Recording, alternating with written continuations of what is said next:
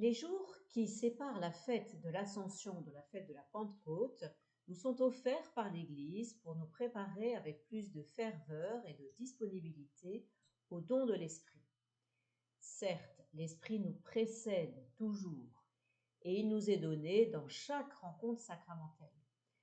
Pourtant, la Pentecôte est l'actualisation de ce don du Christ et du Père, une double attitude spirituelle pour nous y préparer, revenir à la source du désir, nourrir ce désir en particulier dans la fréquentation de la parole de Dieu et faire de la place, nous désencombrer.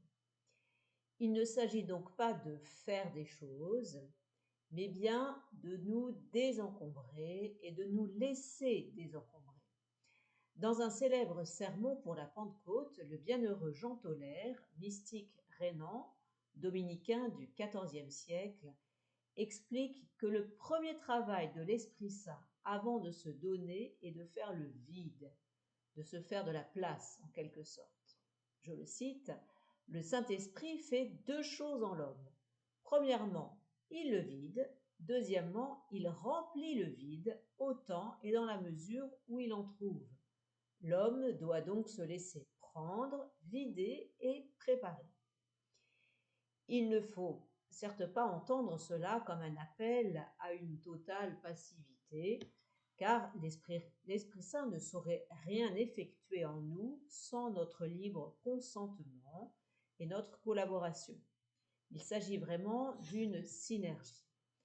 Saint Benoît, au prologue de la règle, nous invite à préparer nos cœurs et nos corps au combat spirituel, tout en demandant au Seigneur de nous accorder sa grâce pour nous venir en aide, et, avant même que nous l'invoquions, il nous répondra « Me voici ».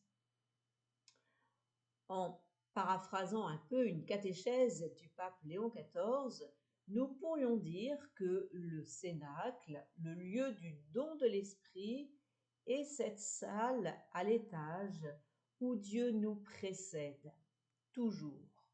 Ce lieu est au fond notre cœur, une salle qui peut sembler vide, dit le pape, mais qui n'attend qu'à être reconnue, remplie, entretenue.